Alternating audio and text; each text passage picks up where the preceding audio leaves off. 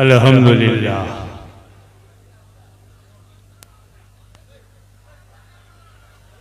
अल्हम्दुलिल्लाह नहमदुहु व नस्तईनुहु व नस्तग़फिरुहु व नुमिनु बिही व नतवक्कलु अलैहि व नऊज़ु बिल्लाहि मिन शुरूरि अनफुसिना व मिन सय्यिआति अमालिना। मन यहदिहिल्लाहु फला मुदिल्ल लहु व मन युद्लिलहु फला हादिय लहु। व नशहदु अन ला इलाहा इल्लल्लाहु वहदहु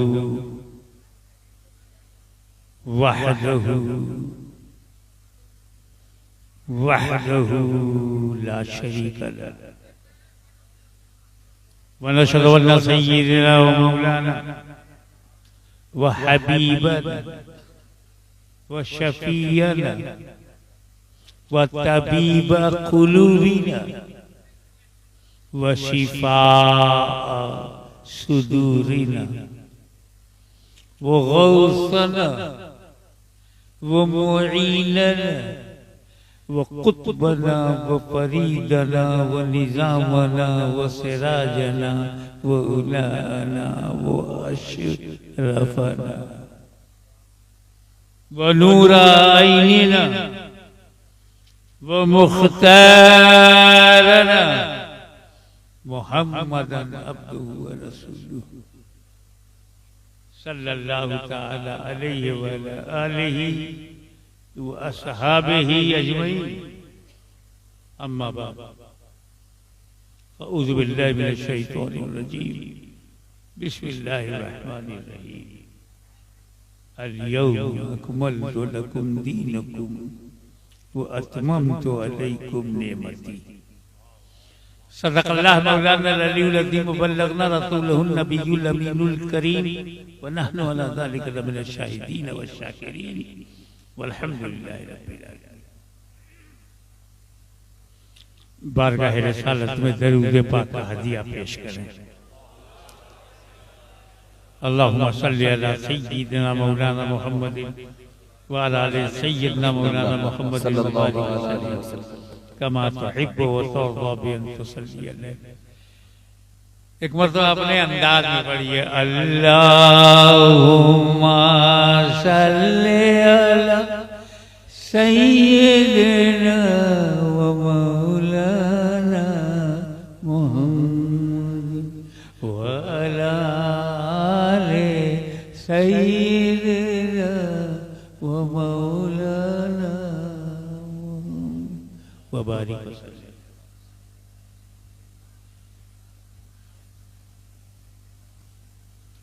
लोग समझते हैं कि इस्लाम को 1400 बरस हुआ है। ये भी लोगों को मिसअंडरस्टैंडिंग है कि रसूल पाक सल्लल्लाहु अलैहि वसल्लम फाउंडर है इस्लाम के, बानी इस्लाम कहा जाता है उनको। हुजूर सल्लल्लाहु अलैहि वसल्लम से इस्लाम शुरू हुआ ही नहीं, इसलिए सबको इस्लाम जो है वो नया दिखता है और खुद को पुराना समझते हैं। हमसे कहते हैं पूर्वज का धर्म अपनाओ।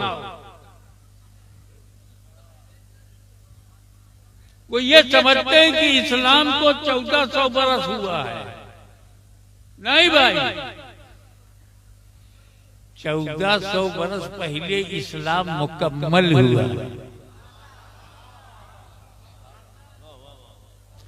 अल-यौम टुडे, अल्लाह ताला said in Holy Quran, today I completed your religion for you। आज मैंने दीन मुकम्मल किया है। ए मुस्तफा तुम्हारे हाथ पर आज मदीने में दीन मुकम्मल हुआ है।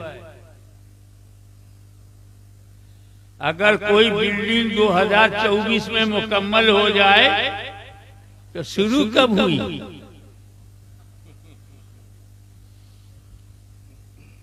2024 में जो मस्जिद मुकम्मल हो जाए तो मालूम हुआ कि वो 2015 में शुरू हुआ।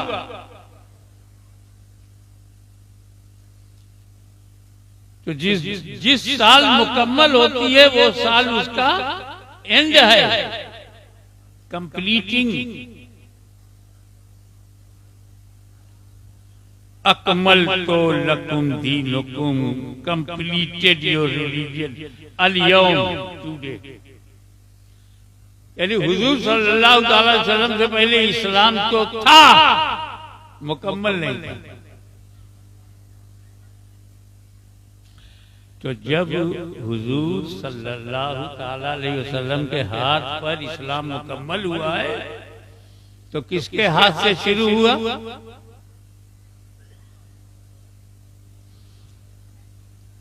इन्नी जाइलुन फिल अर्ज़ खलीफा, मैं जमीन पर आदम को अपना खलीफा बनाने वाला। हुआ इस्लाम शुरू हुआ आदम से, मुकम्मल हुआ फखरे दो आलम से। शुरू हुआ आदम से। दुनिया के पहले आदमी का नाम आदम है। Who is first man of the world? First man, आदम। पहला इंसान कौन है? आदम। पहला बशर, इसीलिए हजरत आदम को अबुल बशर कहते हैं, बशर का बाप।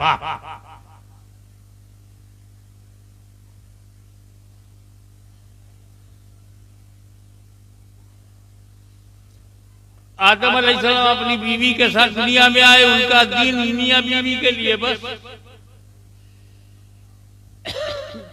इस्लाम शुरू हो गया। उसके बाद भी बच्चे पैदा हुए, इस्लाम और बढ़ गया, कानून कायदे बढ़ गए। नूह के जमाने में और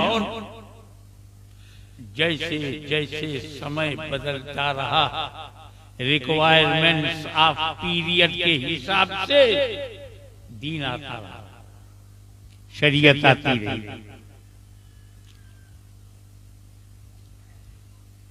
और आगे बढ़ा। मूसा अलैहिस्सलाम के जमाने में दीन और कंप्लीट हुआ और आगे बढ़ा। कई चैप्टर उसके बन गए। ईसा अलैहिस्सलाम तक आते आते और हुजूर सल्लल्लाहु अलैहि वसल्लम के आते ही दीन मुकम्मल हुआ। तो आदम अलैहिस्सलाम कौन सा दीन लेके आए थे? ला इलाहा इल्लल्लाह, आदम सफीउल्लाह। उनका दीन क्या था? अल्लाह के सिवा कोई माबूद नहीं। एक बात और सुनो, बड़े मजे की। ये जितने दुनिया में हिंदू, मुस्लिम, सिख, ईसाई, Jainist, Buddhist, communist, socialist, opportunist, सब आदम की औलाद।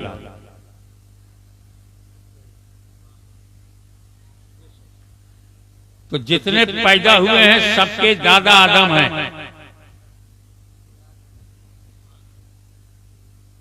कहीं भी पैदा हो, उड़ीसा में पैदा हो तो किसकी औलाद है? आदम। बंगाल में पैदा हो तो किसकी औलाद है? मक्का में पैदा हो तो किसकी औलाद है? मदीना में पैदा हो तो किसकी औलाद है? अयोध्या में पैदा हो तो किसकी औलाद है?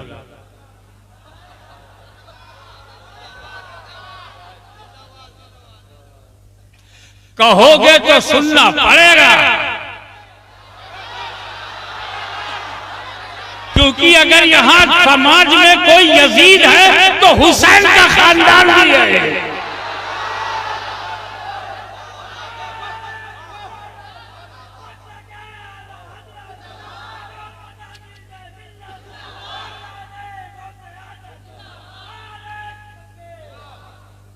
आदम अलैहिस्सलाम सबके पूर्वज हैं।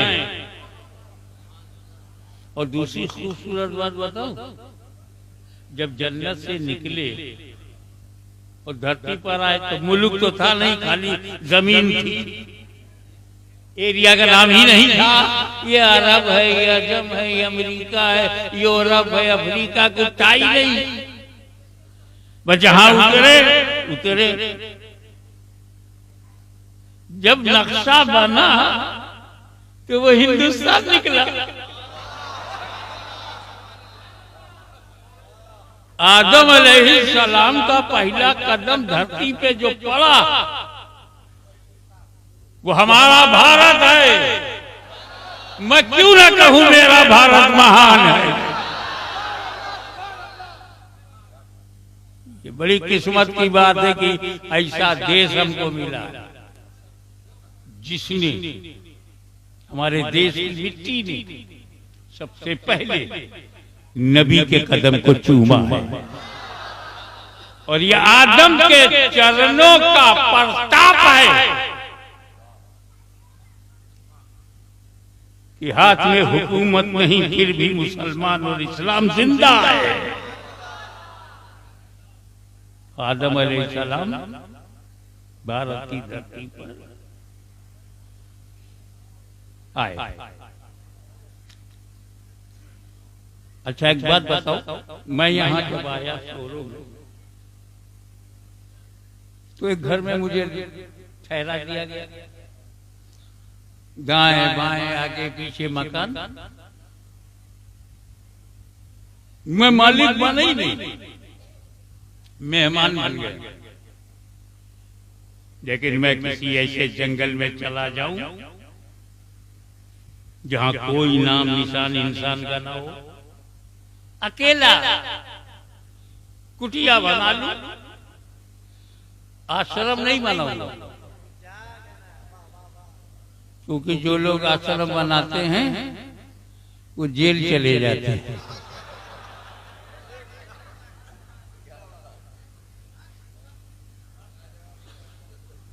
शुरू में बाप दिखते हैं, उसके बाद पाप दिखने लगते हैं।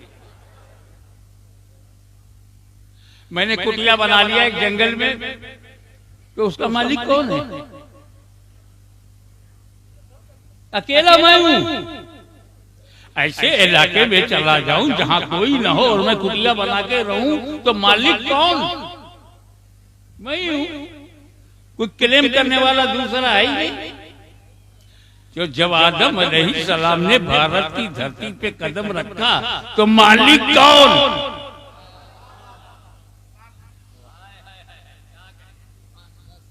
कोई दूसरा इंसान है ही नहीं उनके अलावा। तो पूरे हिंदुस्तान पर कदम आदम का, पूरे हिंदुस्तान के मालिक आदम और हम उनकी औलाद। तो कान खोल कर सुन लो, हम हिंदुस्तान में किराएदार नहीं, अपने बाप की जमीन पर है।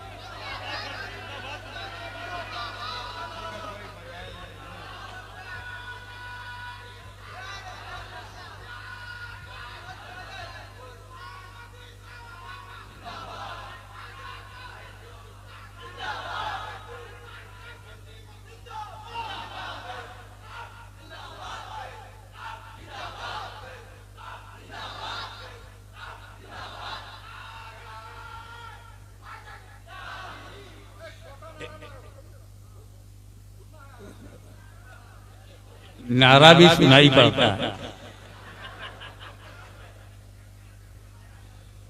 एक खूबसूरत बात,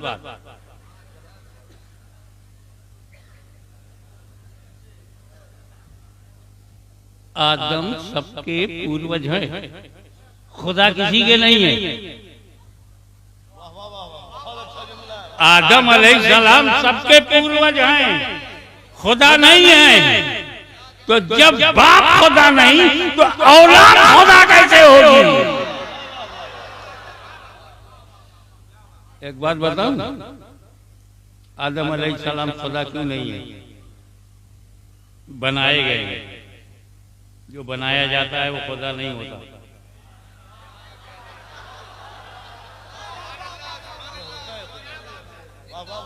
खुदा बनाया नहीं जाता, खुदा ही दूसरों को बनाता है। खुदा पैदा नहीं होता, खुदा पैदा करता है। वो जन्मदाता है, जन्म लेता नहीं।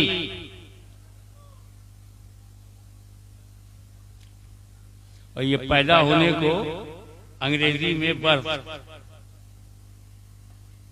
बर्थडे, यौमे पैदाइश, पैदा होना जन्म है हिंदी में,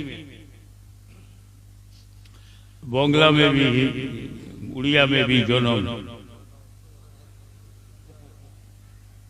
फारसी में पैदाइश, उर्दू में पैदा, अरबी में मीलाद। तो क्या है? जो पैदा है वो खुदा नहीं, जिसकी मीलाद है वो खुदा नहीं, जिसकी विलादत है वो खुदा नहीं, जिसका जन्म हुआ वो खुदा नहीं। तो इसीलिए तो हम मीलाद मनाते हैं, ताकि लोग मुस्तफा को खुदा ना कहें।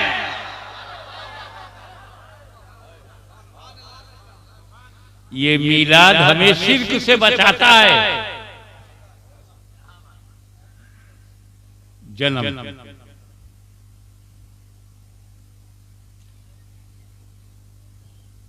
तो जो पैदा होता है वो खुदा नहीं होता। आदम पैदा हुए खुदा नहीं, मूसा पैदा हुए खुदा नहीं, मोहम्मद सल्लल्लाहु अलैहि वसल्लम पैदा हुए खुदा नहीं, मौला अली पैदा हुए खुदा नहीं। तो तुम्हारे यहाँ जो पैदा हुआ वो कैसे खुदा होगा?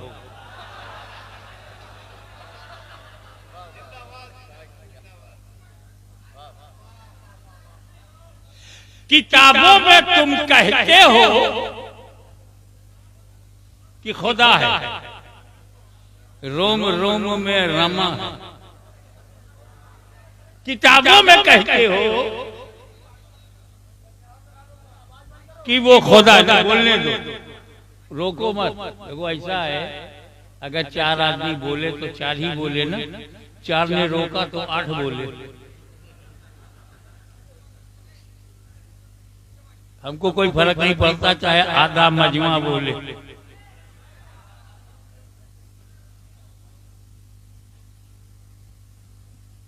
तो जो पैदा हुआ वो खुदा नहीं है, जो खुदा है वो पैदा नहीं है। किताबों में खुदा है और आंदोलन चलाया कि पैदा हुआ है, पैदा हुआ है, यही जन्मभूमि है, यही जन्मभूमि है, यही जन्म हुआ है। तो जन्म हुआ तो खुदा कैसे? तो खुदा है तो पैदा कैसे? अब या तो जमीन छोड़ो या अपना दीन छोड़ो।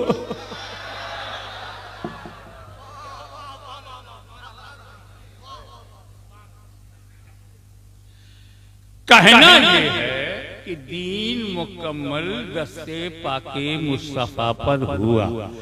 इस्लाम completed on the hand of holy prophet, not started. Islam मुकम्मल हुआ है मदीने में, चला है भारत से। भारत में इस्लाम आया, आदम आया, इस्लाम आया। उनका कलमा क्या था? ला इलाहा इल्लल्लाह, आदम सफीउल्लाह। फिर उनकी औलाद में नूह आए, ला इलाहा इल्लल्लाह, नूह नबीउल्लाह। उन्हीं की औलाद में मूसा आए, ला इलाहा इल्लल्लाह, मूसा कलीमुल्लाह। आदम की औलाद में इब्राहीम आए, ला इलाहा इल्लल्लाह। ओहो, हर नबी का दीन ला इलाहा इल्लल्लाह। नबी अलग अलग है, शरीयतें अलग अलग हैं, अकीदा एक है, ला इलाहा इल्लल्लाह। अल्लाह के सिवा कोई माबूद नहीं है। यही दीन आदम का है, यही शीश का है, यही नूह का है, यही इंसानों के पूर्वज का है।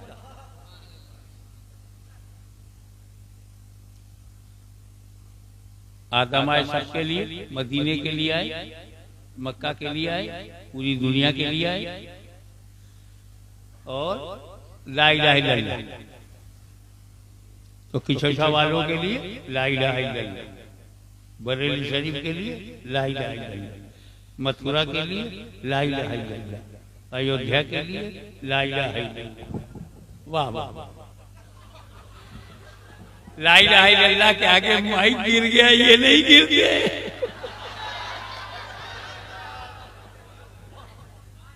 ऐसा करो, लूज करो। ये सेंटर ऑफ ग्रेविटी का ख्याल रखो।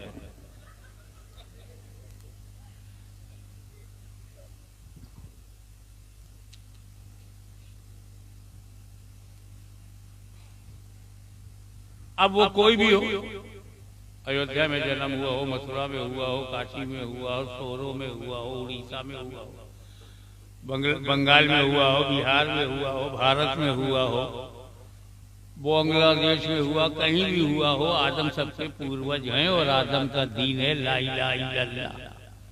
तो आदम के घर में क्या है? ला इलाहा इल्लल्लाह। आदम का दीन क्या है? ला इलाहा इल्लल्लाह। तो आज जो भी ला इलाहा इल्लल्लाह का मानने वाला है, किसके घर में है? ला इलाहा इल्लल्लाह आदम के घर में, ला इलाहा इल्लल्लाह शीश के घर में, ला इलाहा इल्लल्लाह नूह के घर में, ला इलाहा इल्लल्लाह हमारे पूर्वजों के घर में।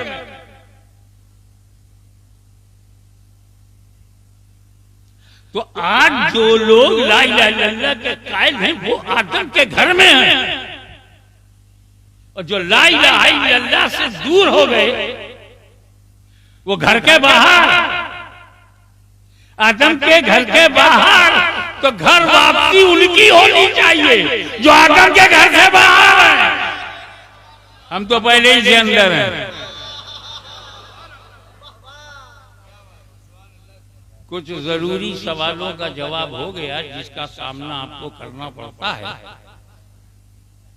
अब आइए असल मुद्दे पर कि दीन मुकम्मल जब हो गया तो हुजूर को एक नई फिक्र हुई।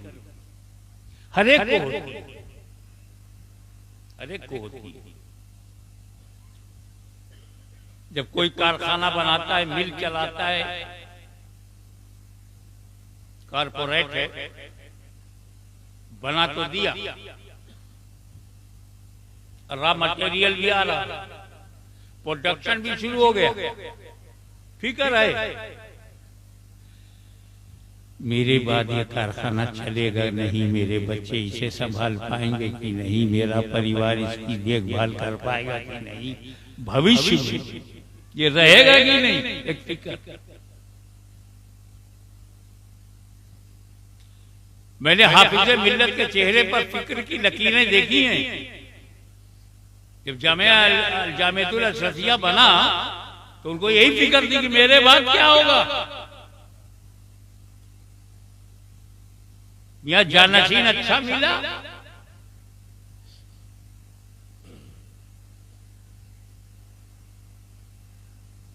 तो चरखे चहारम पर तरक्की पहुंच गई, जानशीन गड़बड़ हो गया।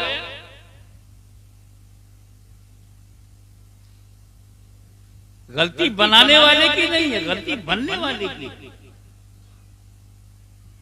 बाप ने तो बड़े भरोसे से बेटे को बनाया, बेटा ही नालायक निकला। तो नालायक बेटे का बाप भी नालायक हो ये कहाँ जरूरी है? काफिर बेटे का बाप तो नबी और रसूल है। बेटा काफिर है, बाप रसूल है। नूह अलैहिस्सलाम, वो बात नहीं है।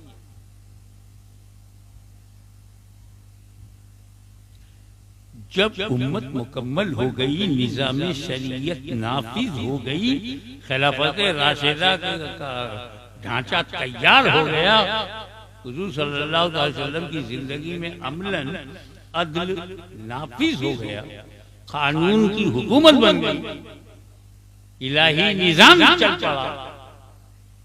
तो हुजूर को भी फिक्र हुई कि जो इस्लाम मैंने मुकम्मल किया है कहीं वो भविष्य में गड़बड़ तो ना हो जाए, भटक तो नहीं जाएंगे, गुमराह तो ना हो जाए। जैसे ही ये फिक्र रसूल के ज़हन में आई कि मैंने इस्लाम को मुकम्मल कर दिया, completed Islam, but what will happen after me, मेरे बाद क्या होगा। आदम के बाद लोग गुमराह हो गए, नूह के बाद लोग गुमराह हो गए, मूसा के बाद लोग गुमराह हो गए, मेरे बाद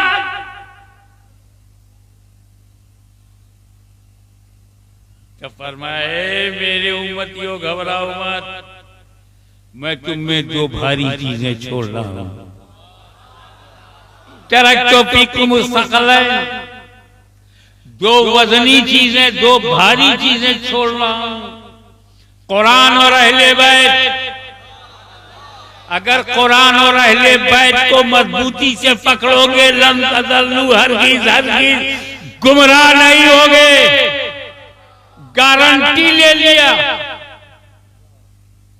जिसके हाथ में कुरान हो और दूसरे हाथ में दामन अहले बैत हो, वो कभी गुमराह नहीं होगा, हरगिज़ हरगिज़ गुमराह नहीं होगा। ये गारंटी मदीने वाले ने दे दिया। सबसे बड़ी इबादत नमाज है, लेकिन ये गारंटी नहीं है कि जो नमाज पढ़ेगा हरगिज़ हरगिज़ गुमराह नहीं होगा। जबरदस्त इशार और कुर्बानी से भरी हुई इबादत हज है, लेकिन कोई गारंटी नहीं कि जो हज करेगा वो गुमराह नहीं होगा। न जाने कितने गुमराह लोग हज करने चले जाते हैं, कितने गुमराह लोग मस्जिदों में कब्जा कर रहे हैं, मगर कुरान और अहले बैत का दामन पकड़ने वाला हरगिज़ गुमराह नहीं होगा। तो अब अगर उड़ीसा में कोई गुमराह मिल जाए तो झगड़ा मत करना, समझ जाना, या तो इसने कुरान छोड़ा है या अहले बैत से पंगा लिया है।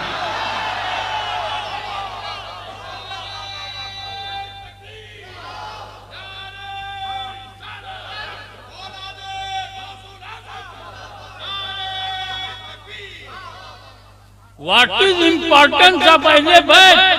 Why Ahle Bayt is necessary for our life? ये अहले बैत जरूरी क्यों?